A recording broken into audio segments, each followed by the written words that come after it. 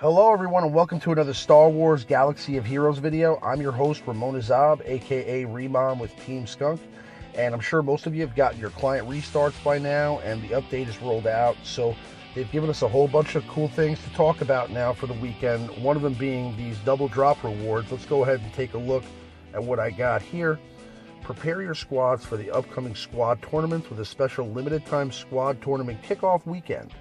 All weekend long, you will receive double drops on light and dark side battles, mod challenges, and cantina battles. In addition, you'll receive a 25% bonus across all crystal packs in the store, a one-time bonus for each pack.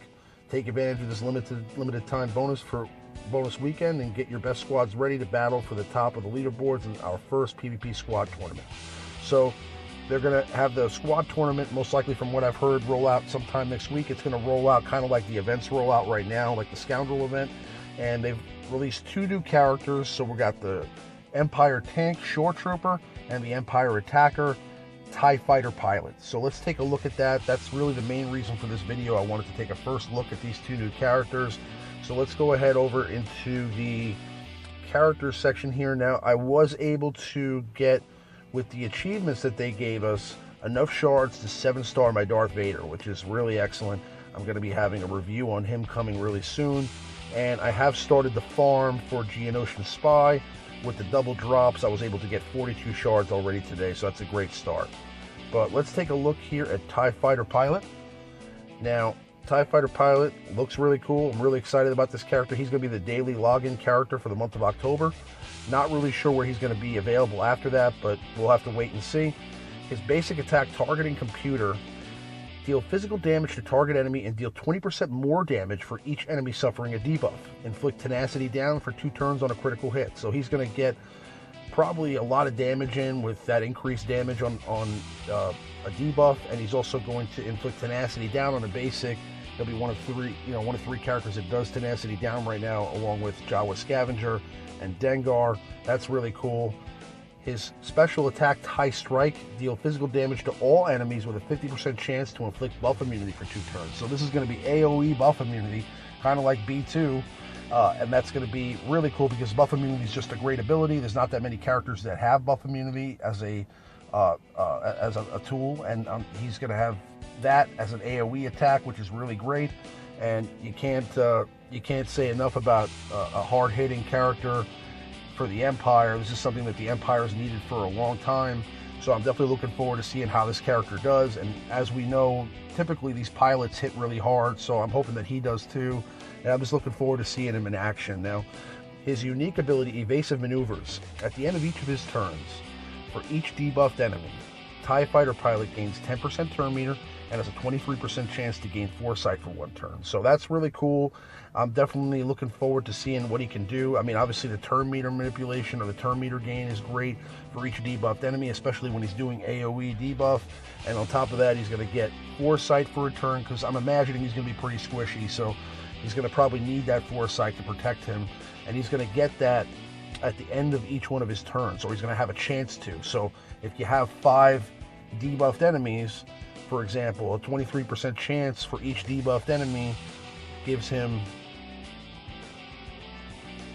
let's see, pretty much a over 100% chance to get foresight. So that's pretty cool. So he'll have a 115% chance to get foresight. That's great. I mean, now he's definitely a cool character to look forward to, and I'm hoping that they put him somewhere farmable, like maybe Galactic War shipments, or maybe put him into hard nodes like First Order TIE Pilot. But I'm definitely looking forward to getting this guy. Now, the other character, Shoretrooper, let's take a look at him. He's an Empire Tank. Now, Shoretrooper, basic ability, target weapons. Deal physical damage to target enemy with a 40% chance to inflict critical chance down for 2 turns. That's pretty cool, especially with all the crit chance that's going on right now and crit damage mods that everybody's farming. His special attack, Regroup. All other allies recover health equal to 4% of Shoretrooper's max health and gain critical hit immunity for 2 turns. Shoretrooper gains Taunt for 2 turns. Whenever Shoretrooper loses a buff, reduce the cooldown of this ability by 1.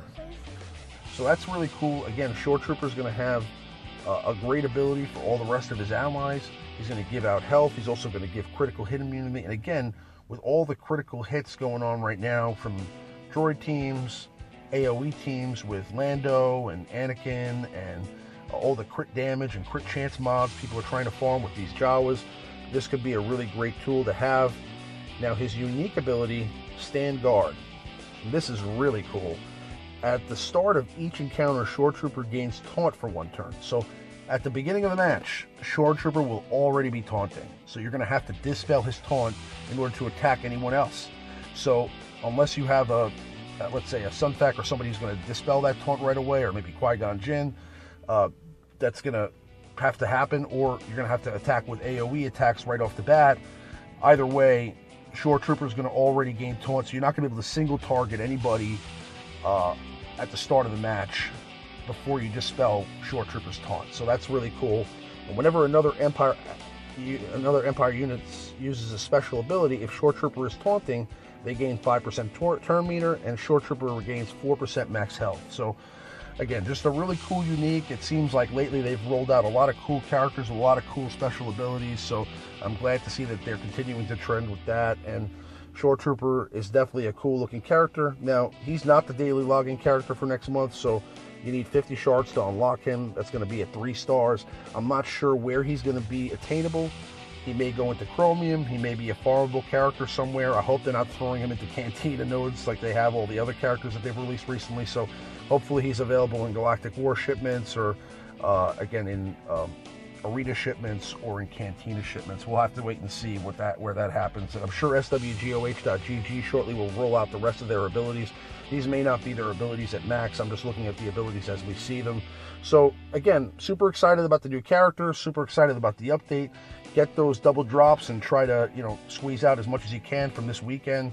Again, the PvP tournaments are coming next week. As always, like, comment, subscribe. If you guys want to join me over in our TeamSkunk Discord, just go over to www.teamskunk.com. I'll leave a link in the description. You can join us there and just follow the instructions over to Discord. You can send me a private message there or join us in chat. We're always there talking, especially late night. And as always, I'll see you guys on the next one. May the Force be with you.